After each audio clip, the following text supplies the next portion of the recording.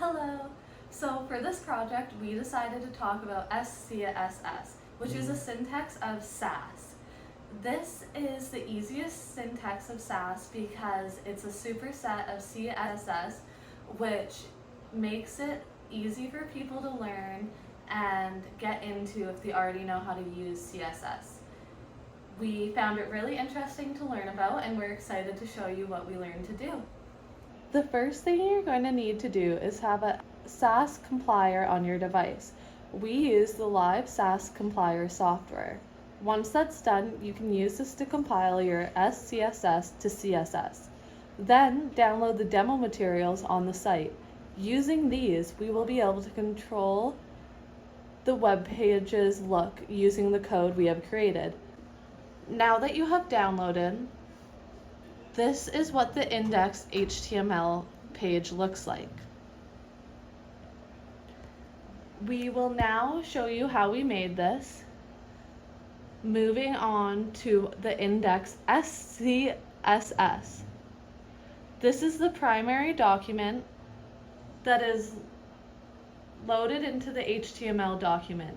Please note that this is going to get compiled into plain CSS for the browser to understand.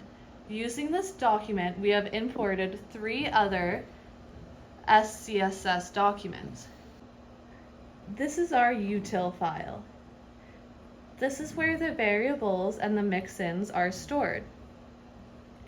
Variables are used to set elements such as font size and color, making it so instead of retyping it over and over again throughout the codes, you are just having to type it once and then use the variable instead. Here you can see that our variables for colors were primary, body, secondary, dark, and white.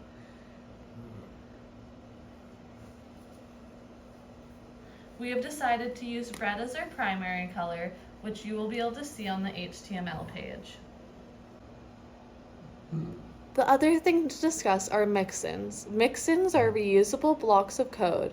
So instead of having to redundantly type these boxes of code throughout the document, you can just use a mix-in.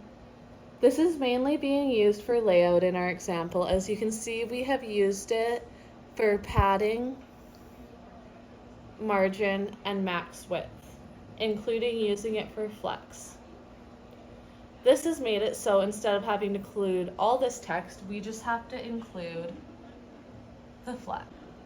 Our next file is called our globals file, still with the tag of scss.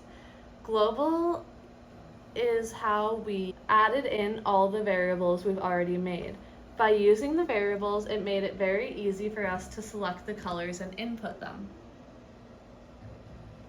You can see here, instead of having to write the whole code, we were able to just put in primary. We were also able to use it for the white color, showing up there again as well as in the footer. So this is how you actually apply the variables that were in the util page in the global page. Nesting is when you write selectors with one another. This is another component we decided to use that you can use scss for. This is helpful if you're using the BEM syntax for building website components. You reference the parent selector using an AND symbol.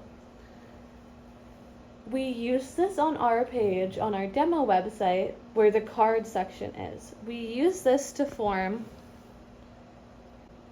the cards. If you mess with the border radius, which you can see on the border radius, this is how we made our corners rounded.